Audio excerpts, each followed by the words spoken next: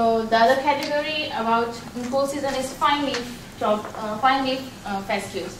So these are categorized in several species, which is hard fescue, chewing fescue, and strong creeping red fescue. Right now we are showing one of them only, which is strong creeping actually, and we call it Californian fine fescue. So you can see the blades are as thin as a needle, but if you keep it low mowing, they're pleasant to walk on. They're low maintenance, and they don't need a lot of nitrogen, they don't need a lot of water, they can survive well. But they have their own, limiting factors too, which we can talk about sooner. So let's start with hard fescue. So this is the utilities, I say, low maintenance area where you like roadsides, you can see, you can produce, keep it outside the lawns, like in the commercial places, public areas, you can keep it, don't water it very often, it can stay green for a while. And they mostly are bunch type, that means they do not produce rhizomes, they do not produce stolons, they only produce tillers. And they're cross-pollinated species, which means that they cannot be self, basically. Do you know what selfing and cross-pollination means? I'm sure. How many of you guys know the difference between self and cross-pollination? Can anyone tell me? Cross-pollination is when it pollinates between one species and another species. And self? Self is when it only pollinates itself, well, or within its own species, or within its own variety.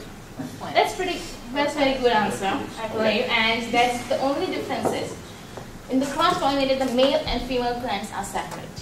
In self, male and female plants are the same. That means the flowers, within the same flower, within the same flower within the same plant you can have male and female flower, within the same flower you can have male and female part. Well, for example, tall fescue, it has both male and female part within the same flower, but it is self-incompatible. They cannot pollinate within the same flower, so it's cross-pollinated. So that's how it can differentiate them. So this is cross-pollinated, but at the same time in this also, they have male and female parts together, but they cannot be, they are open-pollinated, which means that they cannot self, and they have to have other plants to pollinate the pollens from. And the seed rate is, the seed size is smaller than the tall fescue and rye. And the mowing requirement, it can be 2 to 3, or they can stay unmowed because they're not very prolific in producing the tall blades. And irrigation requirement is fair, as I said, more than tall fescue. So we have to water them to keep it alive. Unless it is at low maintenance areas and you can just let them grow, they will stay survive for a while. Nitrogen requirement is pretty okay. More or less is similar within all cool season grasses. We just need to keep them. What's your objective is. If you really want to keep it pleasant and have all the inputs at your end, and you can expense as much as you want to, you can go for it. But it usually goes between 1 to 2 ranges for most of the cool season here, and they can survive well. So we can always find the ways to keep the grass green. It just how do you want to keep it and how much you can go for it. It's also the scale goes with that. So strength, they can do pretty good with the shade tolerance, and as I said, they're low maintenance. But they will not look as pretty as perennial or tall fescue then. And weakness is they have a really bad traffic tolerance. No, you have to keep them going if you want to walk on them. And they have a thatch tendency. That means they have an ability to accumulate organic matter around their crown root system. And you have to keep it clean, otherwise, the thatch will come up, they will stay there. And if you even provide the water, that will not go across the thatch, and the roots will survive. Roots will be, die.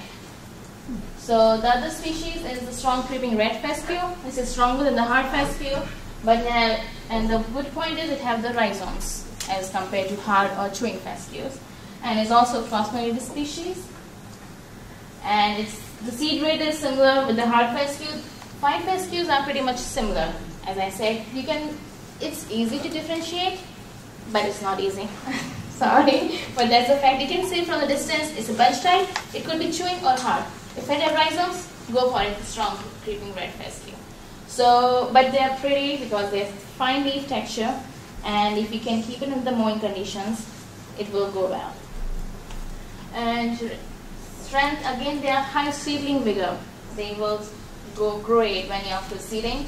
They have shade tolerance, good recovery from summer injuries, reduced thirst tendency, and as I said, they have a good establishment rate. They will come up faster than Kentucky bluegrass, for sure. So, but weakness is that they have poor traffic tolerance and poor recovery from mechanical injury. Chewing fescue, well, the name is chewing is not because it can be chewable. It's the name after the person who really find it. Oh. So that's why it's called chewing fescue. And it's low maintenance, and it can be grown in the lawn and recreational areas. And it's have bunch type or rapid touring, but no rhizomes, no stolons. And it's also a cross-pollinated species. Well, if we can see from this figure, I don't know how clearly visible it is, but there are 4 different plants growing across each other, and they are all are like bunch types. So management and requirements are pretty much similar with all within fine fescues. So, and they have pretty much similar good establishment rate, shade tolerance, low maintenance, and can tolerate to a low mowing height. But traffic tolerance is really bad, and we need to improve them for that. So, and these are the examples which have been studied under the mode and no mode conditions in California, and they have been the top-notch varieties for fine fescue, which have done really well. So this is... Priti, if I could just sure. summarize what Priti just said, so those group we typically call fine leaf fescues. I mean, I told you I've been doing this 35 years, and I'm certainly not a breeder like Priti, but maybe I could tell that in that pot. I could look at some of the growth habits and distinguish those, but otherwise it's extremely difficult for most of us to differentiate among those 3. But oftentimes they're in a mix, and they're very compatible as a mixture.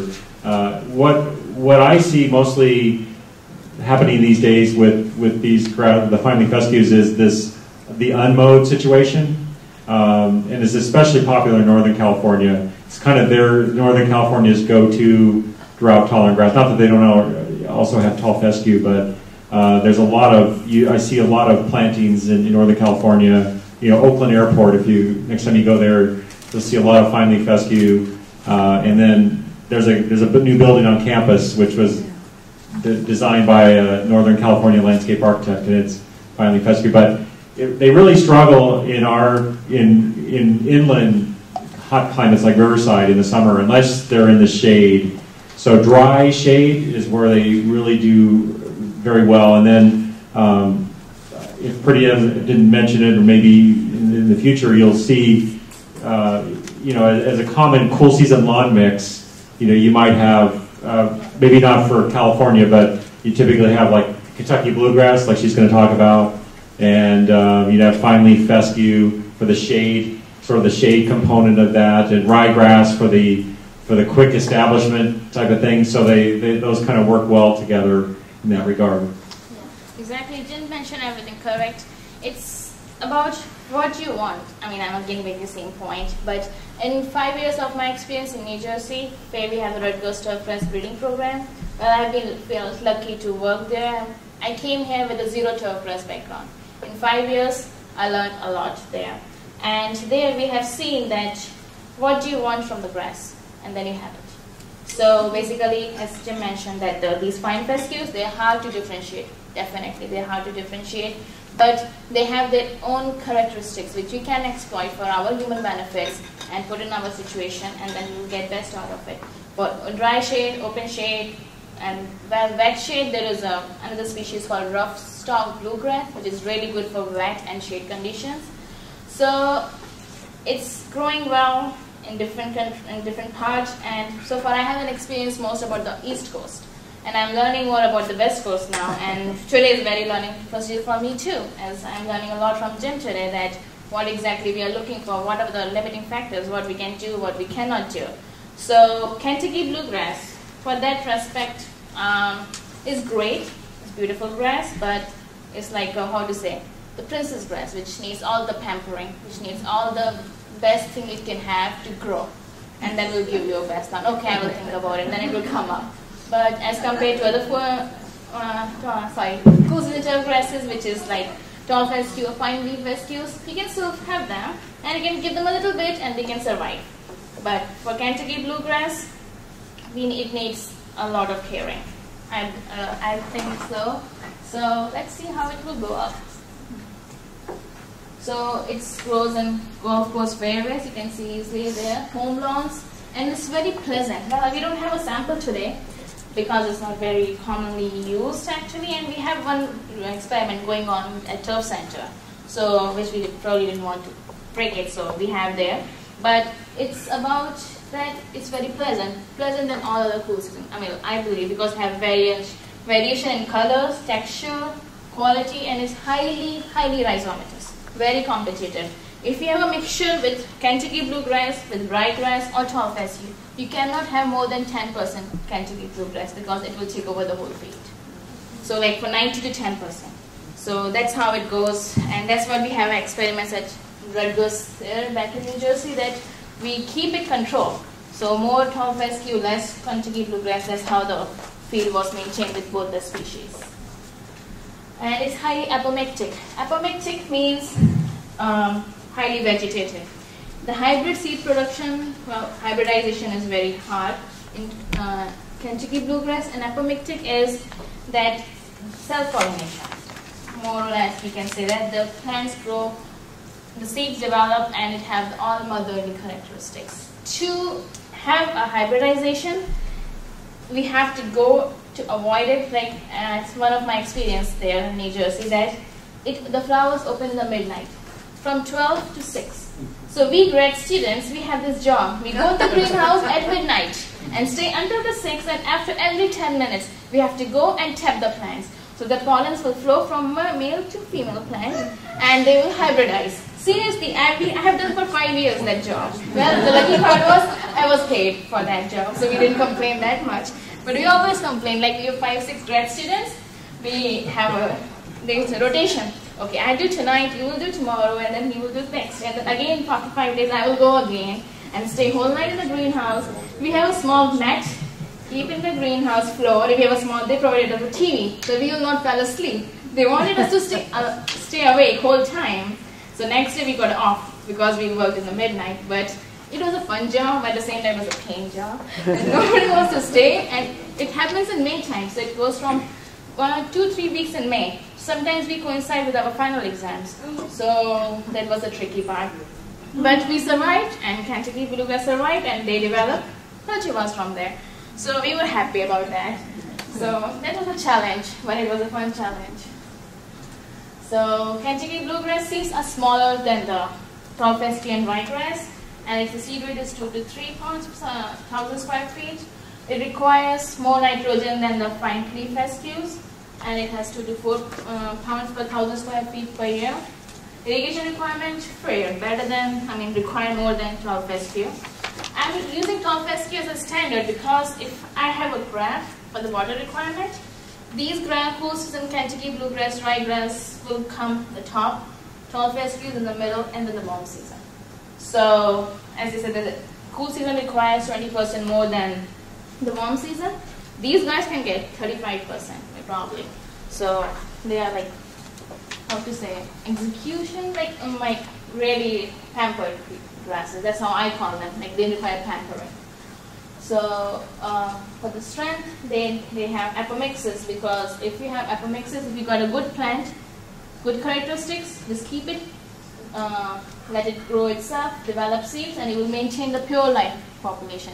You have nothing to worry about contamination from any other grass. So it's really stable. So it is really the best point about Kentucky bluegrass. Because the rhizomes, it have high recruitive ability. If we have mechanical damage, any kind of damage, it will cover by itself. And it have a very dense stem. Yes, it's really dense. It's really beautiful. But weakness, it takes 28 days to max to germinate from the seed. So it really takes time to come up. So that's a big issue with that grass. And these are the good varieties, and also provided the sort form that you can get from these ones, and it's really handy, and you can have it in your lawn if you like to have it. So this is my favorite graph picture and last slide from my talk, that the root system goes as the shoot system goes. So the lower the mowing height, the roots will be affected too.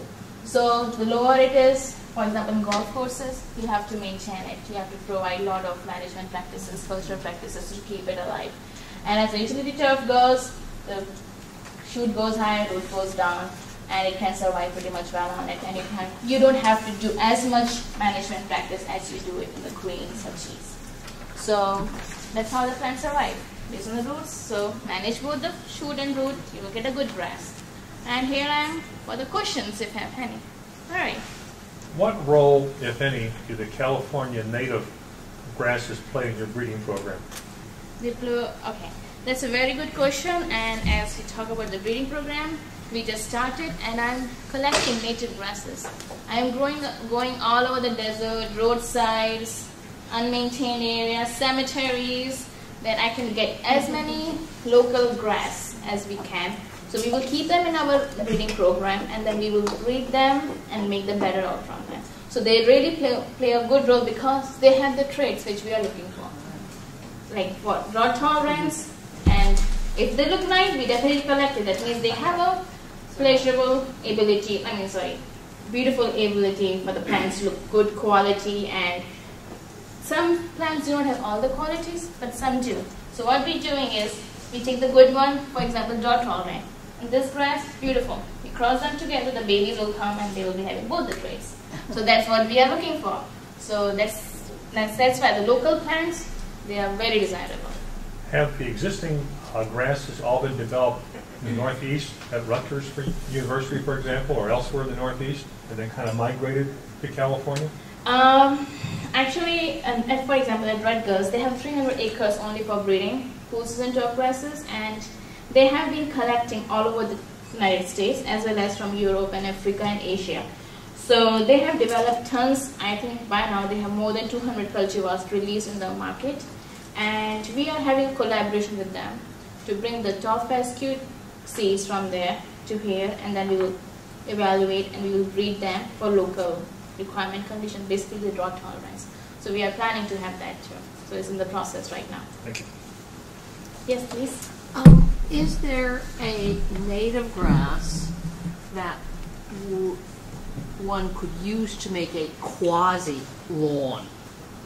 I mean, the native grasses in this area are bunch grasses. Yeah, it could, basically I would say it might be probably the warm season then, because we have very high temperature and those conditions favor warm season. So I would say buffalo grass pretty much, I think is native to here. And if Marco or Jim will correct me if I'm wrong. Yeah, buffalo grass is really native to here and it grows very well. We have it here actually. So, and this is the variety that is developed from UC Riverside. It's called UC Verde. So it can go well as per your question, and it can be breed well, and we can develop more. So as far as for the cool season, they are basically not native from Californian region, and we are bringing them here because they have pleasant look, they have good qualities and characteristics, which we want to keep them here, so that we will have both the taste basically. So yeah, please. I think there's a native dichondra too. Okay, well, that's good to know. It's not a turf, but it's a ground. Yeah, dichondra was something that was, it was before my time, but I remember when I was an undergraduate student and we learn about that, and that's something you find in California.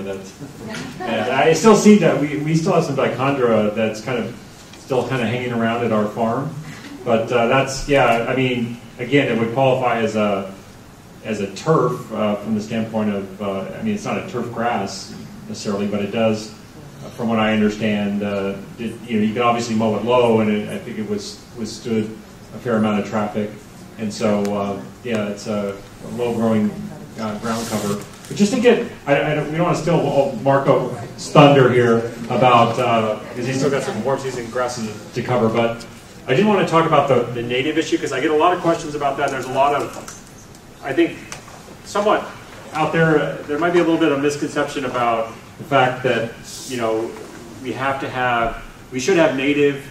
We should only be growing native plants. There's many that feel that, and you know, there's to a certain degree. I mean, I agree. Those plants have been around a long time, but it doesn't necessarily mean because, you know, this species is native and these are not, which they are not, except for buffalo grass and the ones that we're talking about. I mean, it doesn't mean that this native species, you know, uses less water or fewer inputs than these. I mean, there's like the predominant, you know, breeding efforts have gone into trying to make these grasses, you know, or you know, available with fewer inputs. So I think that, you know, we certainly try to take those things into account, but it's oftentimes what I've seen, and we're currently evaluating several quote-unquote native species. Are you familiar with Delta? Have you ever heard of Delta Bluegrass?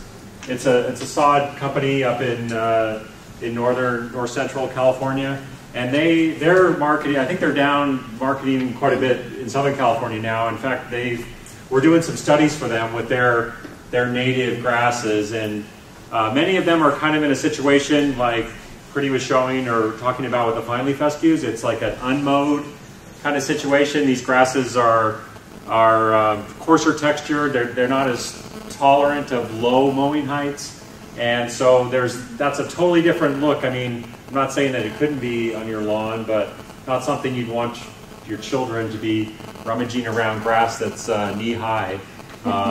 You know, you never know what might be living in there, and so, but we're looking at those, and we're looking at it under some lower heights of cut. But I'd say that in general, like a lot of the true, what we consider more native grasses, you know, with the exception of buffalo grass, you know, we have a long way to go to get them to like the turf quality characteristics that I mentioned earlier. And like I said, I think we've done a better job getting our non-natives to use less water and just require fewer inputs.